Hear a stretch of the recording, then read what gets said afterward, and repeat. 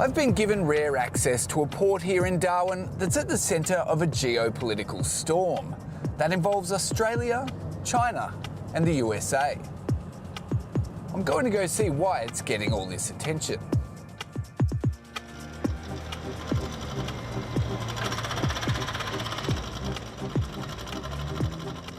Our number of employees has grown by 30% over the last 2 years. The Darwin port is a key trading hub, our closest major port to Asia. It's described as the gateway in and out of Northern Australia. The site is managed by Chinese-owned company Landbridge. Terry O'Connor is the business's Australian boss. We've continued to invest and continued to operate.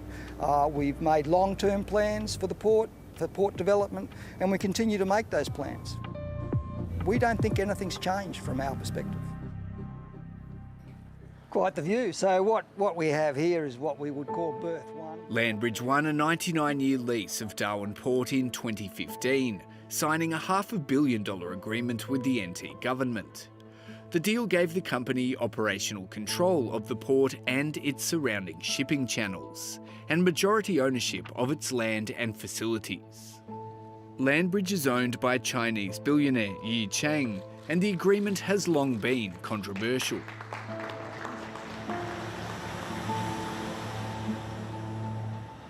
I don't think there's any doubt he is connected with the Chinese party, given his position in the Chinese business world. He certainly has connections within the Chinese government. That I don't think there's any doubt about that. I think the issue it comes is, does that influence what happens here in this port on a day-to-day basis, a month-to-month basis, or a year-to-year basis? And the answer is no. This year, against the backdrop of a federal election campaign, Chinese warships circling Australia's coast, and threats of an escalating trade war between Trump's United States and Beijing, China, 67%. the Prime Minister announced Landbridge's lease should come to an end. What we will do is negotiate in the interests of Australian taxpayers. In the national interest, it will come back under Australian control. We would never have flogged this off. On August. What we've seen is the port continue to be used as a political football in an election cycle. Terry O'Connor says it's unfair to strip Landbridge of the lease after it's poured millions into the port. We've seen a bit of hysteria around the fact that it's owned by a private Chinese individual.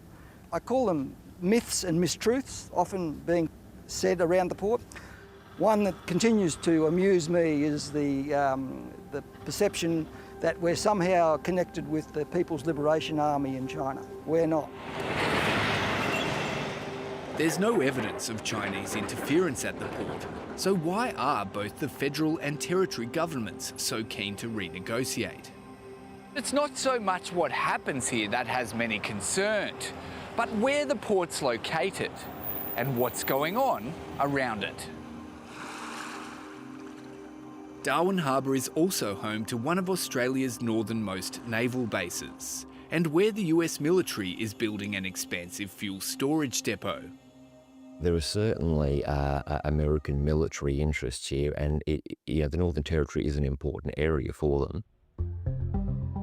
Australia has been our most stalwart ally.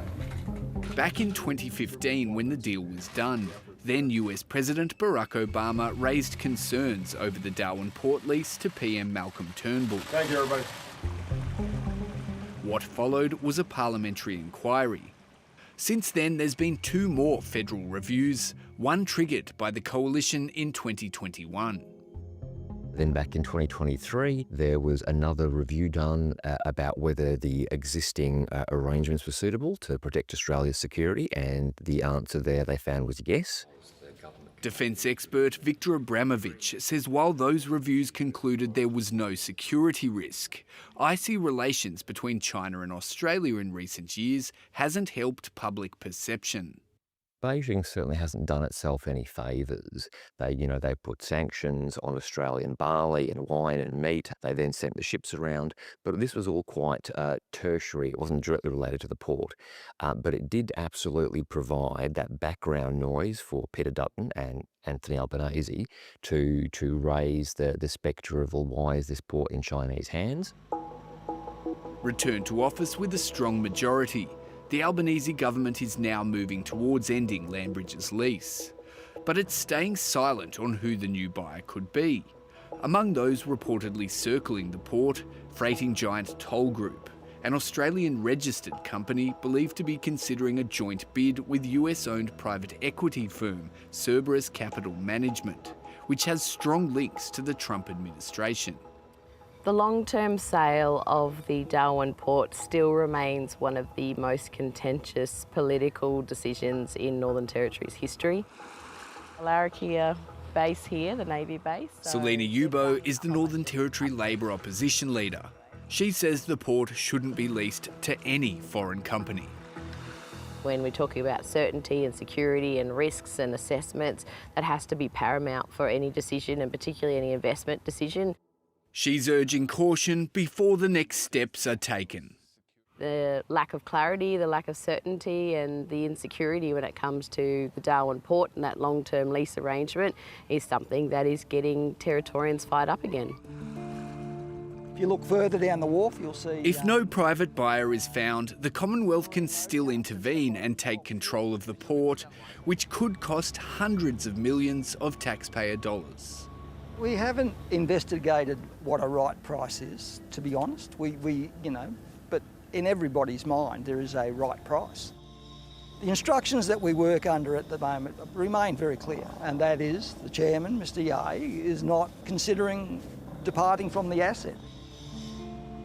Federal Infrastructure Minister Catherine King declined an interview, with her office saying negotiations are underway. In a statement, she said, "Our preference is for a commercial outcome, and we will work through proposals in a manner consistent with our approach to any proposed foreign investment in Australia. We are working closely with the Northern Territory Government on next steps." We await some communication from government as to what that means, because we don't know.